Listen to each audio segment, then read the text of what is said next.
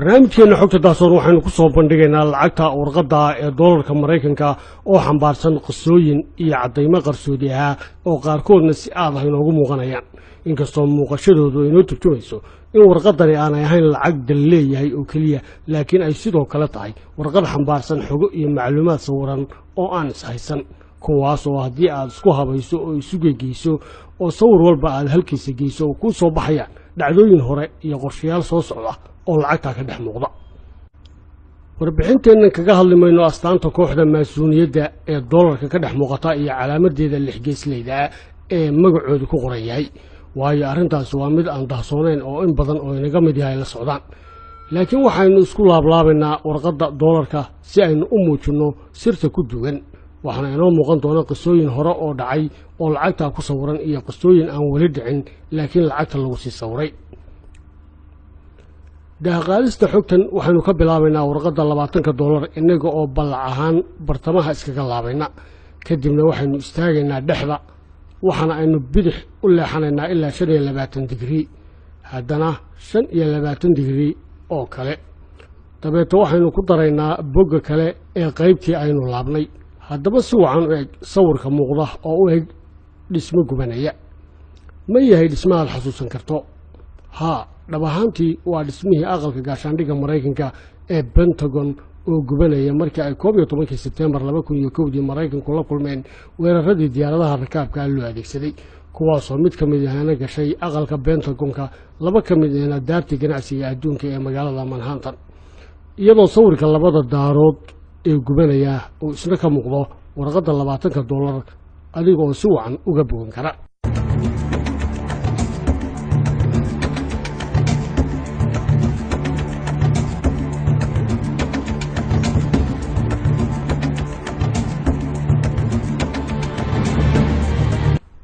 si aynu cadeymo dheeraad ugu helno xogteenan aynu raadinayno waxaynu baaris ku samaynaynaa warqadaha kale ee lacagta doolarka inaga oo marka aynu warqadda $5 isku laabno qaabkii hore oo kale uu noo soo baxayo sawirkii caadiga ahaa ee labadii daarood ee xaruntii ganacsiga adduunka ka hor intii aan la duqayn oo la dumin warqadda $10 waxaana inooga soo baxaya sawir muujinaya markii ay diyaaradii koowaad duqaysay mid ka mid ah labadii daarood warqadda $20 waxaana inooga muuqda markii ay diyaaradii labaad duqaysay daartii labaad ee xaruntaasi markaynu u gudubno warqadda $50 waxaa inoo muuqanaya labadii daarood oo si rasmi ah u gubanaya inagoo warqadda $100 ka dheehanayna dumitaankii iyo burburkii daarihii xaruntii ganacsiga adduunka waxaa hubaala inaynu si wacan uga boganay dhacdooyinkan iyo muuqaaladan oo soo metelaya cajalad filim musalsal ay ku duuban yahay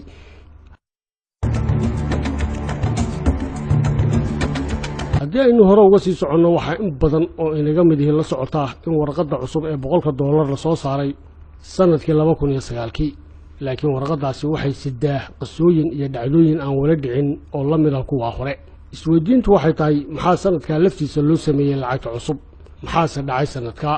runtii waxa ahaa sanadkii uu madaxweyne Barack Obama qabtay madaxtinimada dalka Mareykanka haddaba taasi miyay xiriir la leedahay dhacdooyinkan soo socda ee ku sawiran warqadda $100 si aynu jawaabta u raadino waxaynu qaabkii hore oo kale isugu laabaynaa warqadda $100 waxa inoo soo muuqday sawir qaybka ah sawiradii hore ee inoo soo baxayay waa muuqaalka guud ee xaafadda Manhattan ee magaalada New York oo aanay xilligan ka dhex muuqan guriyihii Two Towersku mar kale waxaynu dheehanaynaa sawirka muuqaal soo shabahaya in qarax ka dhacay oo qiiq iyo uur isku xidhay maxaynu u fasiri karnaa taa bal aan daawano khudbadda madaxweynihii hore ee Mareykanka Barack Obama Russia's actions are a problem. They don't pose the #1 national security threat to the United States. I continue to be much more concerned when it comes to our security with the prospect of a nuclear weapon going off. khudbaddaasi waxay ahayd sanadkii 2014 waxaana Barack Obama uu warka muujinaya hubka nukliyeerka ee dalka Ruushka oo uga baqayo xaafadda Manhattan waana bagcadda dhabta ah ka soo muuqatay warqadda $100 barnaamijka gudihiisa waxaynu ku soo aragnay in warqadda $20 ay labadeeda dhinac ka muujisay laba muuqaal oo kala duwan haddaba $100 sidaas oo kale waxaa dhanka kale kaga xardhan muuqaal iftiimanaya qarax atomika ah oo dhacay waxaana gebagabadii naga xasuusa in qaybka iyo mustaqbalka waxa soo socda oo dhan uu Ilaahay uu og yahay subxaanahu wa ta'ala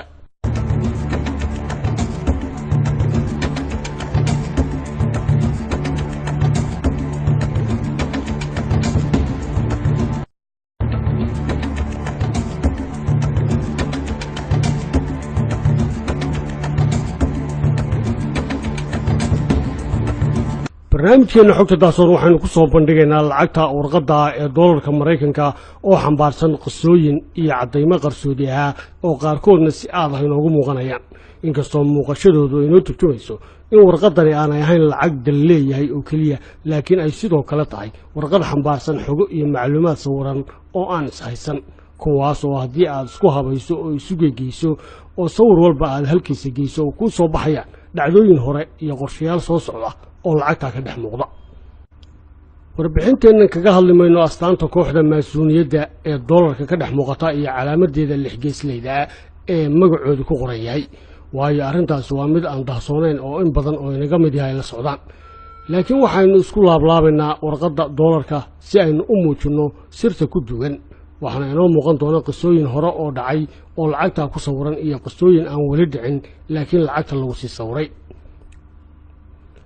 daaqaalista xogtan waxaynu ka bilaabaynaa warqadda $20 inaga oo ballac ahaan bartamaha iskaga laabayna kadibna waxaynu istaagaynaa dhexda waxaana aynu bidix u leexanaynaa ilaa 25 digrii haddana 25 digrii oo kale dabeeto waxaynu ku daraynaa bogga kale ee qaybtii aynu laabnay haddaba si wacan u eg sawirka muuqda oo u eg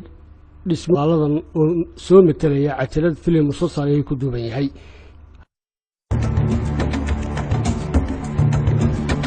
haddii aynu hore uga sii soconno waxaa in badan oo inaga mid yihiin la socotaa in warqadda cusub ee $100 la soo saaray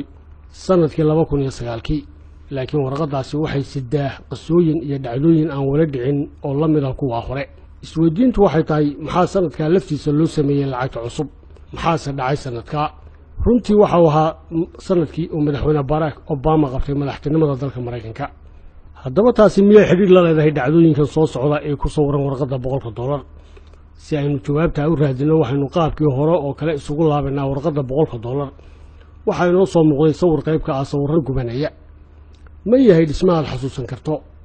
ha dhab ahaantii waa dhismihii aqalka gaashaandhigga Mareykanka ee Pentagon oo gubanaya markii ay 11 Sebtembar 2001 Mareykanku la kulmeen weeraradii diyaaradaha rakaabka loo adeegsaday kuwaasoo mid ka mid ahna gashay aqalka Pentagonka laba ka mid ahna daartii ganacsiga adduunka ee magaalada Manhattan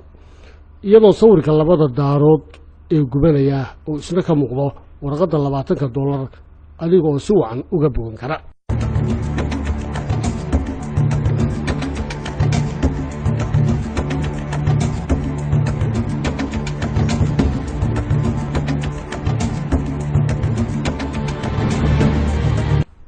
si aynu cadeymo dheeraada ugu helno xogteennan aynu raadinayno waxaynu baaris ku samaynaynaa warqadaha kale ee lacagta doolarka inaga oo marka aynu warqadda $5 isku laabno qaabkii hore oo kale uu inoo soo baxayo sawirkii caadiga ahaa ee labadii daarood ee xaruntii ganacsiga adduunka ka hor intii aan la duqayn oo la dumin warqadda $10 waxaana inooga soo baxaya sawir muujinaya markii ay diyaaraddii koowaad duqaysay mid ka mid ah labadii daarood warqadda $20